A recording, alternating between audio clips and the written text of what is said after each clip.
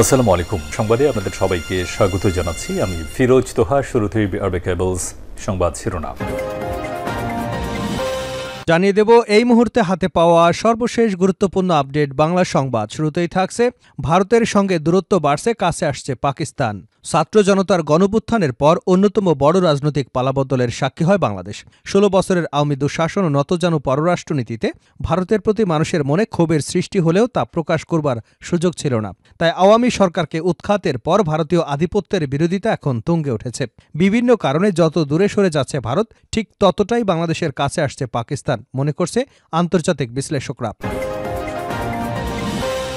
এবারে জানাবো সব দলকে নিয়ে সরকার গঠন করতে চায় তারেক রহমান। বিএনপির ভারপ্রাপ্ত চেয়ারম্যান তারেক রহমান বলেছেন, দেশকে পুনর্গঠন করতে হলে বিএনপি একা পারবে না, সবাইকে সঙ্গে নিয়ে এজন্য কাজ করতে হবে। তাই আমরা জাতীয় সরকারের কথা বলছি। আন্দোলনরত যে দলগুলো ছিলাম, একসঙ্গে আমরা আন্দোলন করেছি। আমরা চাই সব দলকে নিয়ে এমন একটি সরকার গঠন করতে, যাতে মানুষ তাদের মতামত রাখতে এবং সবাইকে মিলে কাজ করতে পারবে। জানাবো ব্রিটিশ হাই কমিশনারের মধ্যাহ্নভোজে বিএনপি নেতারা। বাংলাদেশে নিযুক্ত ব্রিটিশ হাই কমিশনার সারা কুকের আমন্ত্রণে মধ্যাহ্নভোজে অংশ নিয়েছিলেন বিএনপির একটি প্রতিনিধি দল। রোববার দুপুরে গুলশানের ব্রিটিশ হাই কমিশনারে সারা কুকের বাসভবনে যান বিএনপি নেতারা। এদিকে সোমবার ঢাকায় আসছেন ভারতের পররাষ্ট্র সচিব বিক্রম মিশ্রি। ফরেন অফিস কনসালটেশনের জন্য সোমবার ঢাকায় আসছেন ভারতের পররাষ্ট্র সচিব বিক্রম মিশ্রি। শেখ হাসিনা সরকারের পতনের পর এই প্রথম ভারতের কোনো কূটনৈতিক বাংলাদেশে আসছেন। ভারতের পররাষ্ট্র মন্ত্রণালয়ের মুখপাত্র রণধীর জয়সওয়াল নয়াদিল্লির সাপ্তাহিক মিডিয়া ব্রিফিংয়ে এ তথ্য নিশ্চিত করেছেন। জানিয়ে দেব ভারতকে হারিয়ে টানা দ্বিতীয়বার চ্যাম্পিয়ন বাংলাদেশ। ভারতকে হারিয়ে অনূর্ধ্ব-১৯ এশিয়া কাপে চ্যাম্পিয়ন হল বাংলাদেশ। ফাইনালের মঞ্চে ৫৯ রানের বিশয় জল পেয়েছে আজিজুল হাকিম তামিমরা। এ নিয়ে আসরটিতে টানা দ্বিতীয়বার শিরোপা জিতল টাইগার যুবারা। এবং সর্বশেষ জানাবো আন্তর্জাতিক সংবাদ। মার্কিন কারাবন্দির হাত ধরে বাশার আল আসাদের পতন, মুখ খুলল যুক্তরাষ্ট্র। রোম যখন পুড়ছিল, নিরো তখন বাঁশি বাজাচ্ছিল। শাম অঞ্চলের সমৃদ্ধশালী দেশ সিরিয়ার একই ভূমিকা দেখা গেছে যুক্তরাষ্ট্রকে। দেশটির প্রত্যক্ষ পরোক্ষ সমর্থনে সিরিয়ার বাশার আল আসাদ সরকারের পতন ঘটেছে, অথচ যুক্তরাষ্ট্র রীতিমতো চোখ বুজেছিল। এতক্ষণ শিরোনাম শুনছিলেন, এবার বিস্তারিত। প্রিয় দর্শক, আপনি যদি এই চ্যানেলে নতুন হয়ে থাকেন, ভিডিওটি দেখতে দেখতে চ্যানেলটি সাবস্ক্রাইব করে আমাদের সঙ্গে থাকুন। আর এই ভিডিও সম্পর্কে আপনি আপনার মূল্যবান মতামতটি কমেন্ট বক্সে জানিয়ে দিন। আর হ্যাঁ প্রিয় দর্শক, জানিয়ে দিন ভিডিওটি কোথা থেকে দেখছেন। ভারতের সঙ্গে দূরত্ব বাড়ছে, কাছে আসছে পাকিস্তান।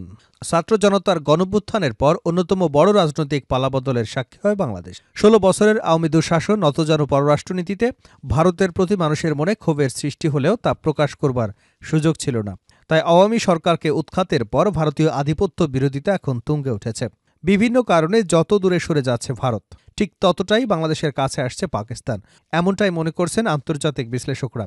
ঐতিহাসিকভাবে বন্ধুপ্রতিম দুই দেশ ভারত এবং বাংলাদেশ এখন ইতিহাসের সবচেয়ে শীতলতম সম্পর্ক অবস্থান করছে। তবে এর প্রেক্ষাপট তৈরি হয়েছে গত ১.৫ দশক ধরে। ২০১১ সালের ৭ই জানুয়ারি কুড়িগ্রামে বাংলাদেশের ভারত সীমান্তে অনন্তপুর দিনহাটার কিতাবের খুঁটি এলাকায় ভারতীয় সীমান্তরক্ষী বাহিনী বিএসএফের গুলিতে নিহত হন ফেলানি খাতুন নামে এক বাংলাদেশি কিশোরী। তাকে গুলি করে হত্যার পর লাশ ৫ ঘণ্টা কাঁটাতারে ঝুলিয়ে রাখা হয়েছিল। সেদিন থেকেই ভারতের আধিপত্য বিরোধী বীজ বপন হয় বাংলাদেশের মানুষের মনে। সেই বীজ অঙ্কুরিত হয় ফেলানি হত্যার বিচারহীনতা এবং নিরবিচ্ছিন্নতা সীমান্ত হত্যার মধ্য দিয়ে। পানি বন্টন ইস্যু, ট্রানজিট ইস্যু, সাম্প্রদায়িক অস্থিতিশীলতা তৈরিতে ভারতের উস্কানি, বাণিজ্য ভারসাম্যহীন এবং দেশবিরোধী নানা চুক্তির মাধ্যমে।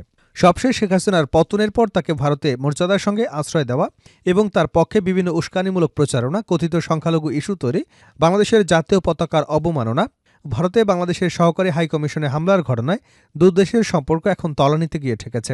আন্তর্জাতিক বিশ্লেষকরা মনে করছেন, ভারতের দাদাগিরির মনোভাবের কারণে ভারত বাংলাদেশিদের কাছে যতটাই দূরে সরে যাচ্ছে, ঠিক ততটাই কাছে আসছে পাকিস্তান। গত ১ দশকে পাকিস্তান নতুন প্রজন্ম এবং রাজনীতিবিদদের মধ্যে বাংলাদেশ ইস্যুতে উল্লেখযোগ্য ইতিবাচক পরিবর্তন এসেছে। বাংলাদেশের সঙ্গে সম্পর্ক স্বাভাবিক, বন্ধুত্বপূর্ণ করতে আগ্রহী পাকিস্তানি নতুন প্রজন্ম।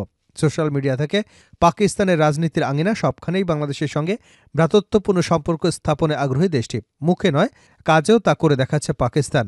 বহু পাকিস্তানি কন্টেন্ট ক্রিয়েটর নানা ধরনের ভিডিও তৈরি করে পাকিস্তানের মানুষের মনে বাংলাদেশ নিয়ে ইতিবাচক মনোভাব তৈরি করতে কাজ করে যাচ্ছেন। সব দলকে নিয়ে সরকার গঠন করতে চায় তারেক রহমান। বিএনপির ভারপ্রাপ্ত চেয়ারম্যান তারেক রহমান বলেছেন, দেশকে পুনর্গঠন করতে হলে বিএনপি একা পারবে না, সবাইকে সঙ্গে নিয়ে এজন্য কাজ করতে হবে। তাই আমরা জাতীয় সরকারের কথা বলছি। আন্দোলনরত যে দলগুলো ছিলাম একসঙ্গে আমরা আন্দোলন করেছি। আমরা চাই সব দলকে নিয়ে এমন একটি সরকার গঠন করতে যাতে মানুষ তাদের মতামত রাখতে এবং সবাই মিলে কাজ করতে পারবে। রোববার বিকেলে রংপুরে রাষ্ট্র সংস্কারে বিএনপির ৩১ দফা সংক্রান্ত এক কর্মশালায় ভার্চুয়ালি অংশ নিয়ে প্রধান অতিথির বক্তৃতায় তিনি এসব কথা বলেন। জেলা শিল্পকলা একাডেমি অডিটোরিয়ামে রাষ্ট্রকাঠামো মেরামতের ৩১ দফা ও জনসম্পৃক্তি বিষয়ক এই কর্মশালার আয়োজন করে বিএনপি প্রশিক্ষণ বিষয়ক কমিটি। কর্মশালায় সভাপতিত্ব করেন বিএনপির ফরিদপুর বিভাগীয় সাংগঠনিক সম্পাদক আসাদুল হাবিব দুলু। বিকাল ৫টা ৬ মিনিটে বক্তব্য শুরু করেন তারেক রহমান। এর আগে নেতাকর্মীদের বিভিন্ন প্রশ্নের উত্তর দেন তিনি। তারেক রহমান বলেন, বিএনপির একক আন্দোলন সফল হয়নি। অনেক রাজনৈতিক দল এবং সমাজের বিভিন্ন শ্রেণী পেশার মানুষ একসঙ্গে নেমে এসেছে বলে আমরা আন্দোলনকে সফল করতে পেরেছি। লাখো কোটি মানুষের মিলিত প্রচেষ্টায় স্বৈরাচারকে পালিয়ে যেতে বাধ্য করেছে। ঠিক সেভাবে বিএনপি একা দেশ গড়তে পারবে না। দেশকে পুনর্গঠন করতে হলে জাতিকে এক এবং ঐক্যবদ্ধ হতে হবে। দলমত নির্বিশেষে সবাইকে ঐক্যবদ্ধ হতে হবে। জুলাই আগস্ট মাসে সবাই যেভাবে রাজপথে নেমে এসেছিলেন সেভাবেই দেশ পুনর্গঠন করতে হবে।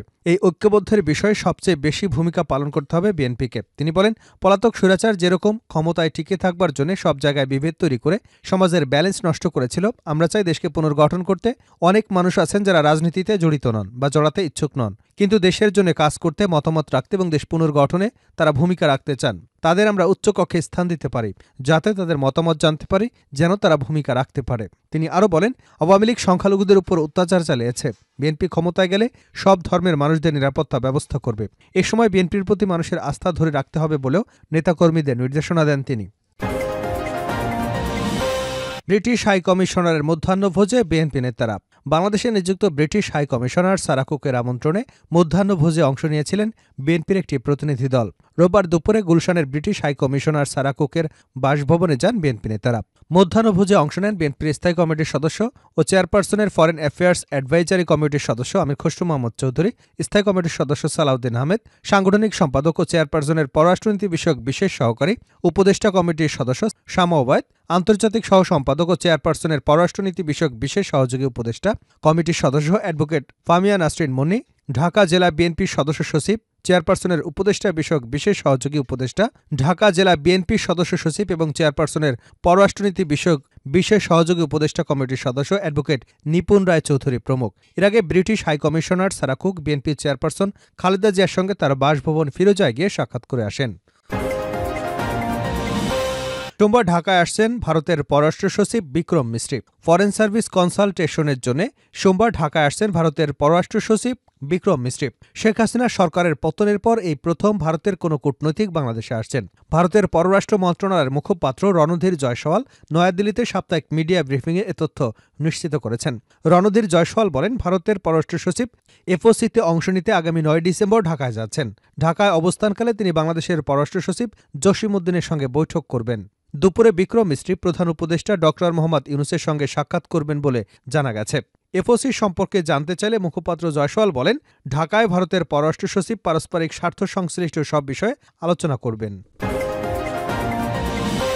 শেষ করছে আন্তর্জাতিক সংবাদ দিয়ে। মার্কিন কারাবন্দির হাত ধরে বাশার আল আসাদের পতন, মুখ খুলল যুক্তরাষ্ট্র। রোম যখন পুড়ছিল, নিরো তখন বাঁশি বাজাচ্ছিলেন। শাম অঞ্চলের সমৃদ্ধশালী দেশ সিরিয়ার একই ভূমিকা দেখা গেছে যুক্তরাষ্ট্রে। দেশটির প্রত্যক্ষ এবং পরোক্ষ সমর্থনে সিরিয়ার বাশার আল আসাদ সরকারের পতন ঘটেছে। অথচ যুক্তরাষ্ট্র রীতিমতো চোখ বুজেছিল। ইসলামিক স্টেটের বিরুদ্ধে লড়াই সিরিয়ার মার্কিন বাহিনী রয়েছে, আছে রুশ, তুরস্ক এবং ইরানের বাহিনীও। তারপরও সবার নাকের ডগায় বসেই দামেস্কের মসনদ বাগিয়ে নিয়েছে। ইসরায়েল ইরান সংঘাতের আগুন আপাতত নিভে গেছে। লেবাননেও শান্তির প্রক্রিয়া অনেকটাই সম্পন্ন। ঠিক তখনই সিরিয়া নজর পড়েছে ইসরায়েল এবং যুক্তরাষ্ট্রের। ইরান সমর্থিত যোদ্ধারা এই সিরিয়া ব্যবহার করেই ইসরায়েলে হামলা চালায়। আবার ইরানও কোনো ধরনের হামলা চালাতে গেলে সিরিয়ার অঞ্চল ব্যবহার করতে হবে। ক্ষমতায় থাকতে এর সবকিছুরই অনুমোদন দিয়েছিল বাশার আল আসাদ। নিজে সুন্নি হলেও স্বার্থের খাতিরে শিয়াপন্থী ইরানের সঙ্গে বিরোধ ছিল না তার। এমন সমীকরণ সামনে রেখে কঠিন এক খেলায় মেতে ওঠে ইসরায়েল এবং যুক্তরাষ্ট্র। সিরিয়ায় বিদ্রোহীদের নেতৃত্ব দেওয়া আবু মোহাম্মদ আল জুলানি একসময় মার্কিন কারাবন্দী ছিলেন, অথচ সে কারাবন্দী এখন পুরো সিরিয়া নিয়ন্ত্রণ নিয়েছে। তাই এর পিছনে যুক্তরাষ্ট্রের সম্পৃক্ত থাকার ষড়যন্ত্র তত্ত্ব একেবারে উড়িয়ে দেওয়া যায় না। আবার সিরিয়া অস্থিতিশীল থাকলে মার্কিন তেল এবং অস্ত্র ব্যবসার জন্যও সেটা লাভের, আর মিত্র ইসরায়েলের জন্য তো পুরোই আশীর্বাদ। মূলত ইরানের সঙ্গে সরাসরি যুদ্ধে না জড়িয়েও তেহরানকে নিষ্ক্রিয় করে দেওয়া গেলেও এর মাধ্যমে। তাই সিরিয়ার চলমান এই পরিস্থিতি নিয়ে খুব কৌশলী উত্তর দিয়েছেন যুক্তরাষ্ট্র। দেশটির হোয়াইট হাউসের জাতীয় নিরাপত্তা পরিষদের মুখপাত্র সন সেভেট বলেছেন, মার্কিন প্রেসিডেন্ট জো বাইডেন এবং তার টিম পুরো পরিস্থিতি নিবিড়ভাবে পর্যবেক্ষণ করছেন। এমনকি সেখানে থাকা যুক্তরাষ্ট্রের আঞ্চলিক অংশীদারদের সঙ্গে যোগাযোগও রেখে চলেছে ওয়াশিংটন। বাপ বেটা মিলে সিরিয়ার ৫০ বছরেরও বেশি সময় শাসন করেছে আসাদ পরিবার, কিন্তু সেই শাসনের অবসান ঘটেছে মাত্র কয়েক ঘন্টার মধ্যে।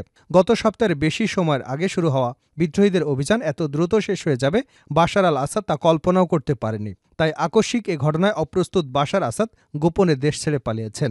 বাশার আল আসাদ বিমানে করে কোথায় পাড়ি দিয়েছেন তা কারও জানা নেই। দেশকে এমন অনিশ্চয়তার সাগরে ফেলে বাশার আল আসাদ উড়াল দিলেও হাল ধরেছে সিরিয়ার প্রধানমন্ত্রী মোহাম্মদ গাজী জলিলি।